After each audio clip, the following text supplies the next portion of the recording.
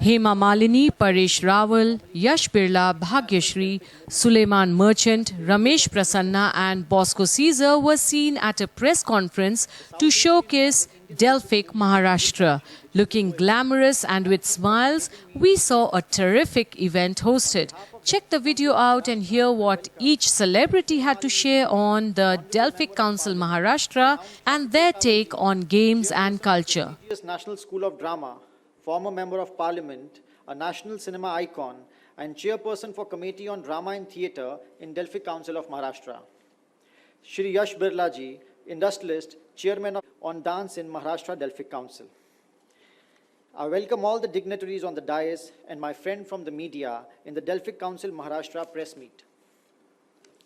While art and culture, heritage are a way of life here, the Indian expression canvas, and all these canvases are joined together to create the longest art wall in the world during the next edition of the Delphic Games.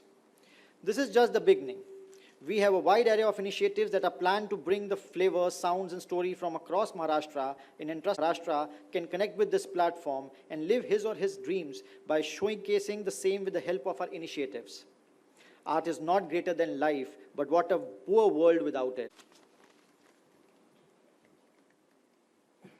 Thank you so much, Mr. Seth, for those words and for being in nature or related to international politics. Please feel free to, address your questions to the esteemed members on the stage.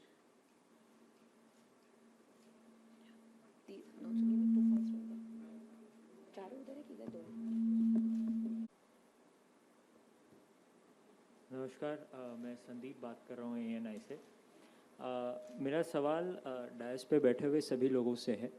सवाल ये, आप इसे internationally present करना चाह रहे हैं।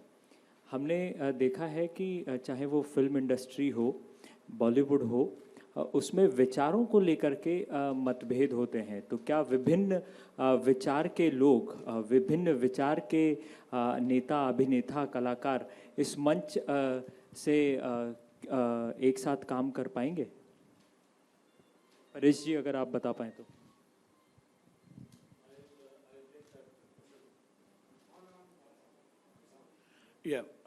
ऐसा है कि विभिन्न विचार होंगे तो फिर वो उससे दुनिया बनती है। जितने ज़्यादा विचार होंगे उन्हीं विचारों के साथ दुनिया चलती है। कहीं पर भी हो, किसी भी सिविलाइजेशन में हो, किसी भी दशक पे हो, किसी भी दौर पे हो, इसी वजह से बनती है। चाहे वो ग्रीस सिविलाइजेशन हो, चाहे हमारी इंडियन हो। और हम ये मानते हैं कि जब आर्ट आती है पिक्चर में तो विचार, आइडियोलॉजी सब पीछे रह जाते हैं। आर्ट जो होती है वो आपको सोल को कनेक्ट करता है और एक दूसरे से जब लोग मिलते हैं तो विचार पीछे छोड़ के ही मिलते हैं। तो इसीलिए उसकी कोई दिक्कत नहीं है, क्योंकि हमने काफ़ी कुछ ऐसा किया हुआ है जिससे हमें पता चलता है कि जब दो लोग मिलते हैं तो बहुत मोहब्बत होती है, दो आर्टिस्ट मिलते हैं तो मोहब्बत आता है, वहाँ पर विचार पीछे छूट जाते हैं। शुक्रिया। I think art also adds a lot of respect. I think as artists, each and every one of us respect each other and the art forms. So there cannot be any cultural divide on this. There cannot be any मतभेद, जैसे आपने कहा, वो नहीं हो सकता, क्योंकि विचारधारा सिर्फ आर्ट के अनुसार ही होती है और हम लोग सब एक साथ एक मंच पर है। We want to take India forward in this. So that is what I think. I speak for all of us. आप कुछ कहना चाहें इस पे? मैं इन्होंने जो कहा इससे सहमत हूँ।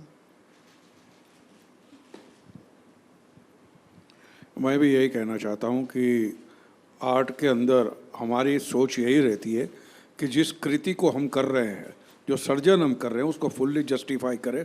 हमारी फिल्मों में भी होता है, कई लोग कुछ विचारधारा के होते हैं, लेकिन जो काम हम कर रहे हैं उसको बखूबी निभाए। यही हमारी सोच होती है, यही हमारा कर्तव्य होता है और यही कर्तव्य हर आर्टिस्ट का होता है। परेश जी, रवि फ्रॉम ABP न्यूज़। हाल ही में भारत ने ओलंपिक में अपना अब तक का सबसे बेहतरीन प्रदर्शन किया है और अब ज़्यादा से ज़्यादा जो बच्चे हैं वो स्पोर्ट्स अपना रहे हैं। सिर्फ क्रिकेट तक ही हमारा देश सीमित नहीं है, फुटबॉल हो, हॉकी हो, तमाम तरह के स्पोर्ट्स खेल रहे हैं। लेकिन क्या आपको लगता है कि जनरली भारत एक ऐसा देश है जहाँ पे स्पोर्ट्स कल्चर जो है वो काफ़ी अभी उसे बहुत ज़मीन तय करना बाकी है, बहुत आगे जाना बाकी है और धीरे धीरे अब लोगों में अवेयरनेस आ रही है कि स्पोर्ट्स पर भी ज़्यादा ध्यान देना चाहिए। अगर हम वर्ल्ड से कंपेयर करें तो हम लोग कहीं पीछे छूट गए हैं और अब कैचअप करने की कोशिश कर रहे हैं, ऐसा लगता है? बिल्कुल लगता है मुझे, लेकिन हम धीरे धीरे आगे बढ़ रहे हैं उस दिशा में, ये भी मुझे लगता है। और जिस तरह से गवर्नमेंट का सपोर्ट है, जिस तरह हमारे प्रधानमंत्री मोदी जी सबसे मिले, जो भी ओलंपिक विनर से सबसे मिले, सबका हौसला बढ़ता है, सबको लगता है कि हम ऐसा कर सकते हैं, अगर वो कर सकते हो हम भी कर सकते हैं, एक अवेयरनेस आती है। और मैं ये समझता हूँ कि हमारे देश में टैलेंट की कमी नहीं है, कुछ इंस्टीट्यूशन होनी चाहिए जो सपोर्ट करे, इंफ्रास्ट्रक्चर की जो कमी है वो भी पूरी हो जाएगी, but we are definitely going on that road. Hema ji आप कुछ? Yes, hello, you can hear? हाँ हेमा जी। जैसा आपने कहा, स्पोर्ट्स में तो बहुत अच्छा बढ़िया नाम लेकर आए हैं इस बार, जो पहले नहीं हुआ करता था। इसका मेन मकसद यही है कि हमारे प्रधानमंत्री ने जो काम किया है, उन्होंने इतना प्रोत्साहित किया है, सबको आगे बढ़ाया है। आपने देखा होगा एक एक खिलाड़ियों से कैसा बात किया उन्होंने, आज तक हमने तो ऐसा किसी प्रधानमंत्री को करते हुए नहीं देखा है।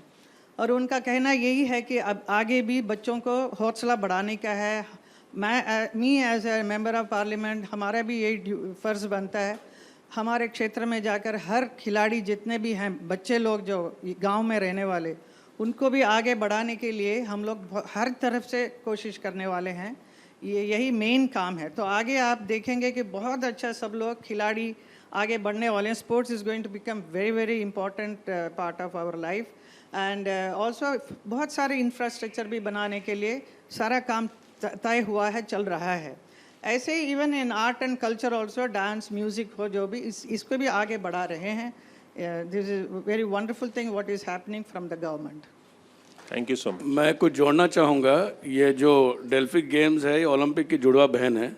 तो इसमें होता है कि कभी भी हम किसी इंसान को जब डेवलप होना होता है, स्पोर्ट्स भी चाहिए होता है, आर्ट्स भी चाहिए होता है। 360 डिग्रीज डेवलप होते हैं तो इंसान परफेक्ट बनता है। तो पुराने ज़माने में हमारे धर्मोत्तर पुराण में भी लिखा हुआ है कि कोई भी चीज़ होती है तो उसमें स्पोर्ट्स होती है, आर्ट्स होती है और एजुकेशन होता है, वो मिला के एक संपूर्ण इंसान बनता है। तो ये हमारी प्रयास है। जैसे ओलंपिक्स का आपने रेफरेंस दिया, हम ऐसे ही डेल्फिक को ले जाना चाह रहे हैं। दुनिया में अलग अलग गेम्स होते हैं डेल्फिक के भी, जिसमें हमारे आर्ट और कल्चर के कॉम्पिटिशन्स, प्रेजेंटेशंस, एग्जीबिशंस होते हैं। हम चाहते हैं कि हमारे लोग जाए और बहुत सारे मेडल वहाँ से भी जीत के लाए, जैसे ऑलरेडी जीत के ला चुके हैं पहले। Thank you. या मैम। गवर्नमेंट तो सराहेगी, प्रोत्साहन भी देगी, सब कुछ करेगी, लेकिन I think it starts from home.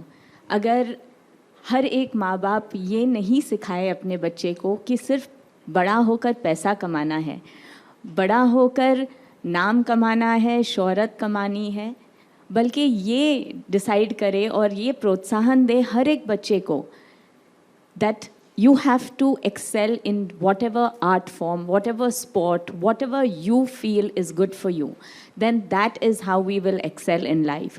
क्योंकि आजकल चाहे आप क्रिकेट में जाओ, चाहे आप आर्टिस्ट बनना चाहो, चाहे आप कुछ भी जाओ, हर माँ बाप बोलते हैं अच्छा इसमें पैसा कैसे कमाओगे, और उस वजह से बच्चे आगे नहीं बढ़ पाते। तो प्रोत्साहन तो अपने घर से शुरू होता है, और मैं यही चाहूँगी कि हर पेरेंट अपने बच्चे को हर आर्ट फॉर्म को प्रोत्साहन करे। On a lighter note, Bhagyashree ma'am, आपको कौन कौन से स्पोर्ट्स पसंद हुआ करते थे बचपन से, अगर कुछ पता हो? Well, on a lighter note, I used to play badminton, but I fractured my arm and I couldn't play. Suleman sir, आप कुछ बोलना चाहेंगे? देखिए, ये जो मूवमेंट है, ये मूवमेंट ऐसे है कि we have to start this at grass root level. जो स्कूल्स है, एजुकेशन सिस्टम है, उसके अंदर we have to introduce art, culture, music at the very beginning. क्योंकि आज हम देखते हैं कि जो लोग कल्चर के साथ, आर्ट के साथ, ट्रेडिशन के साथ जो बड़े होते हैं वो संपूर्ण होते हैं। हम पूरे वर्ल्ड ट्रैवल करते हैं, और जब हम जाते हैं और देखते हैं कि आज एक डॉक्टर है,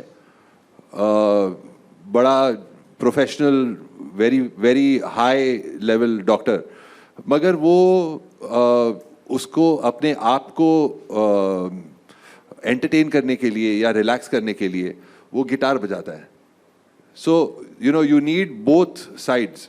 एक प्रोफेशन होता है, एक पैशन होता है। And passion is what we are trying to encourage through Delphic. कि आपकी जो पैशनेट साइड है, आपकी आर्ट साइड है, कल्चरल साइड है, आपकी क्रिएटिव साइड जो है, उसको थोड़ा सा बढ़ावा मिले तो it is recognised and people understand that there is an artistic side to everybody.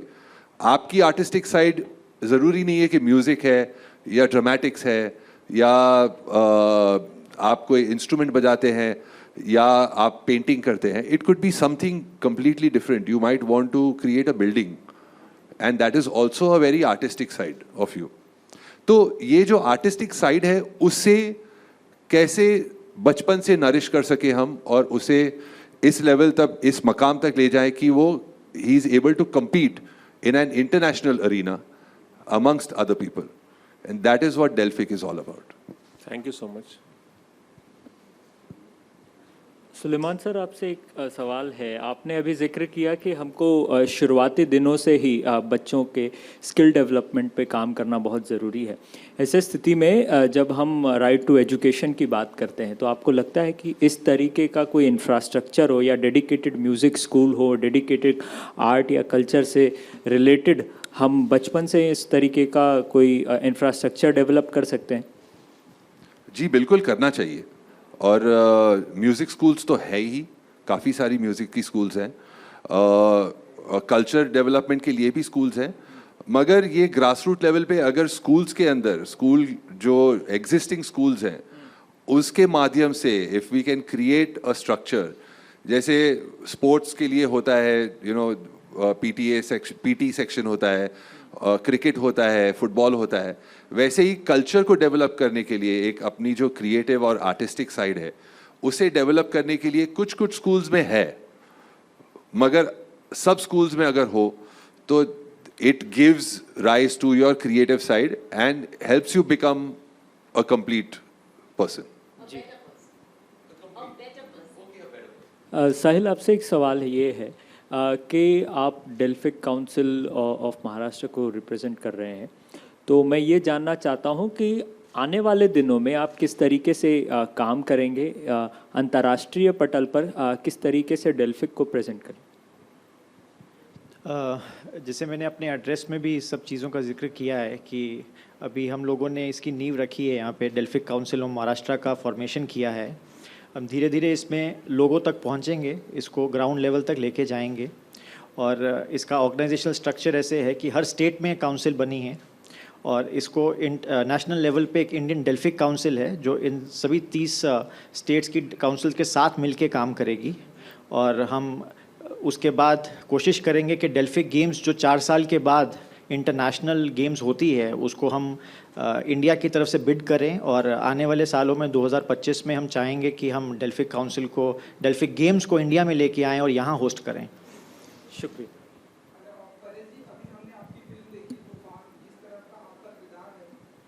अभी सर हम सिर्फ डेल्फिक की बात करेंगे.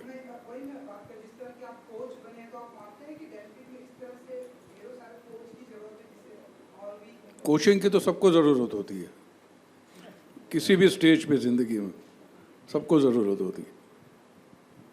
Thank you. Thank you all. Thank you. Thank you, everyone.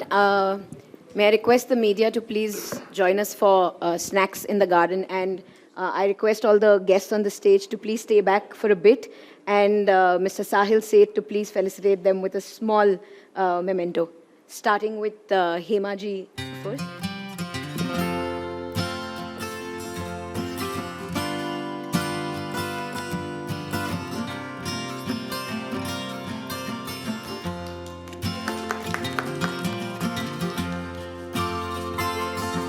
Followed by Paresh ji, please.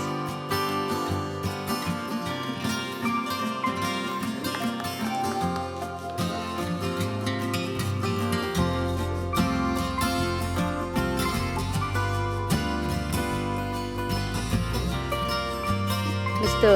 Yash Birla.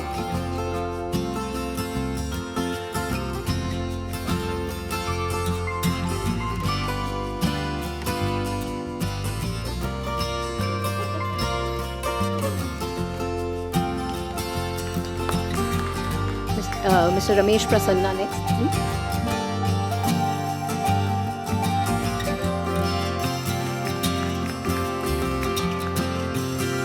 Bhagyashree ji.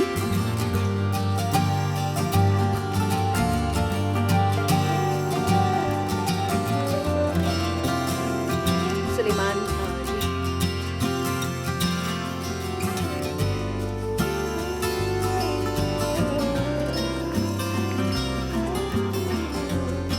And finally for Mr. Bosco and Mr. Caesar Jyoti.